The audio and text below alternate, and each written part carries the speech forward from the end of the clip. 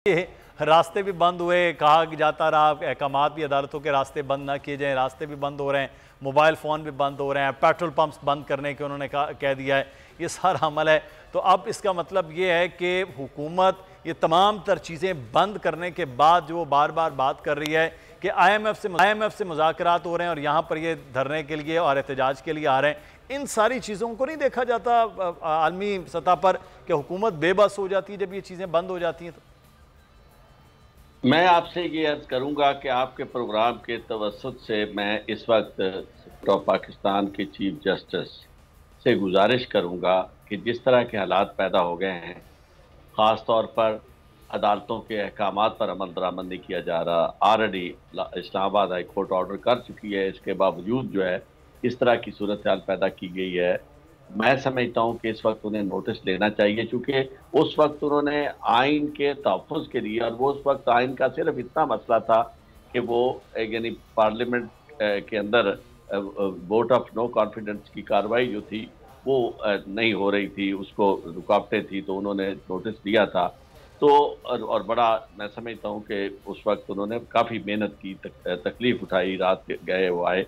इस वक्त तो इतना ज़्यादा ज़रूरी है कि मुझे खुदा न खास्ता पूरे का पूरा आइन जो है वो उसको यानी बंद होता हुआ नज़र आ रहा है। इनकी किताब जो है वो, अल्लाह ताला मुझे माफ़ करे ये बात मेरी दुरुस्त ना हो, मुझे ये लगता है कि ये किताब के तमाम औराक जो है वो बंद होते हुए नज़र आ रहे हैं। जिस तरह की सूरत हाल है, पाकिस्तान बंद गली में जा रहा है। इस वक्त हुकूमत वक्त आइन की तो क्या, अदालतें जो है अदालतों के अहकामात क्या की परवाह ना करे और इस तरह की सिचुएशन पैदा हो जाए कि पूरा मुल्क जो है गैर कानूनी और गैर आइनी सूरत हाल का शिकार हो। एक शख्स जिसके पास इख्तियार नहीं है, कैबिनेट नहीं है, वो हुक्म दे रहा है, और दूसरा शख्स जिसके पास इख्तियार है बतौर इंटीरियर मिनिस्टर के, और वो सब बगैर कानून की, आइन की परवाह किए हुए वो इस तरह की जुबान इस्तेमाल कर रहा है, और उसका बैकग्राउंड भी इस तरह का हो बाजी का मॉडल टाउन के हवाले से। तो मैं ये समझता हूँ कि इस वक्त बहुत ज़्यादा जिम्मेदारी है चीफ जस्टिस साहब की कि वो नोटिस दे के तलब करें। अदालतों की जिम्मेदारी जहां पर है वहां पर सियासी क़यादत की जिम्मेदारी के हवाले से पीजे मीर साहब, सियासी क़यादत की जिम्मेदारी तो बहुत ज्यादा मैं समझता हूँ वो नहीं बिल्कुल। कर रहे। अच्छा, मैं पीजे मीर साहब से एक चीज़ है, मफाहमत, मीर साहब मफाहमत के बादशाह कहा जाता होता है जरदारी साहब को, लेकिन अब तो तमाम इत्तेहादी जमातों ने भी कहा कि जो है ज़बरदस्त तरीके से अब रोका जाए किसी न किसी तरह से। तो ये मफाहमत का कोई रास्ता नहीं निकालता हुआ नज़र आ रहा है, चाहे वो जरदारी साहब भी क्यों ना इस काबीना का मतलब उनकी पार्टी काबीना का हिस्सा क्यों ना हो। बेनजीर भुट्टो साहब में जो वापस आए, बड़ी कोशिश की कि उनके जो जलसा है वो उसको रोका जाए, नहीं रोका गया। आप ऐसी मूवमेंट्स नहीं रोक सकते, प्लीज अंडरस्टैंड। या तो आप जमहूरियत में बिलीव करें या कहें कि जमहूरियत जाए भाड़ में। ये डेमोक्रेटिक राइट है, जो इनका भी राइट था, आज PTI का राइट है। इस राइट से आप उनको महरूम नहीं रख सकते। वन, आप एक बहुत बुरा इंप्रेशन डाल रहे हैं पूरी दुनिया के ऊपर कि आप क्या सिविलियन डिक्टेटर्स हैं। ये आप ना करें, ये बिल्कुल ना करें। और दूसरी चीज ये है कि जिस तरह भी जो बात कर रहे थे, Supreme Court should take notice of this. अगर वो नहीं लेते तो president then probably will call on the army, क्योंकि इस वक्त जो हालात है ये बिल्कुल on the brink of anarchy है। जहां जहां नाके लगे हैं वहां जलसे, और वहां जलसे उन्होंने धरने डाल देने। उसका नुकसान क्या है?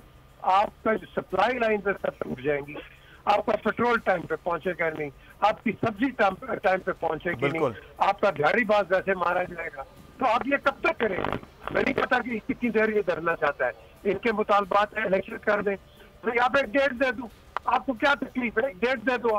आप डेट दोगे, आप डिफ्यूजन क्रिएट कर दोगे, लेकिन हेड ऑन आप कोल्यूजन करना चाह रहे हो।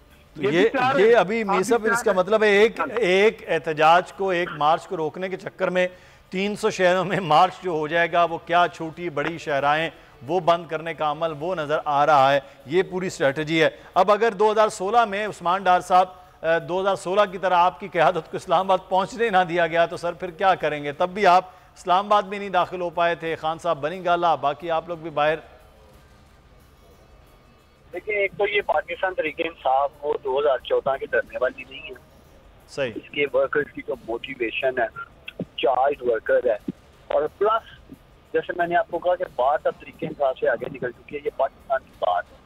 अब ये अजीम पाकिस्तानी निकल रहे हैं जो इमरान खान को इस वक्त एक ईमानदार खुददार लीडर की शक्ल में देख रहे हैं, और वो ये नहीं देख रहे कि उनका ताल्लुक तरीके इंसाफ से है। इवन मैं आपको ये क्लेम करता हूँ, सियालकोट से दीगर जमातों से लोग पार्टी को छोड़कर जिन्होंने वोट भी दिया था माजी में, वो इस तहरीक का हिस्सा बन रहे हैं। इसी तरह पाकिस्तान के दीगर शहरों से ये सारे अजीम शहरी पाकिस्तानी निकल रहे हैं। तो ये एक अवामी समुंदर होगा, और मैं समझता हूँ कि इस सपोर्टेड गवर्नमेंट के लिए इसे रोकना मुश्किल सही, नहीं। बिल्कुल सही। ठीक है डॉक्टर साहब, अब ये जो है वो मामला भी देखते हैं कि वो नज़र आ रहा है, और अगले आने वाले दिनों में क्या होगा। अब वो कल का दिन खासा अहम है जब ये तमाम के तमाम क़यादत कह रही है कि वो श्रीनगर हाईवे इस्लामाबाद पहुंचेंगे, निकलेंगे जब अपने शहरों से, तो हुकूमत किस तरह से जो है वो उनके साथ निपटेगी। ये मामला कल के दिन तक जो है, और देखते हैं कि आज क्या किया जाता है। बहुत शुक्रिया। सब्सक्राइब करें और बेल दबाएं ताकि कोई खबर रह न जाए।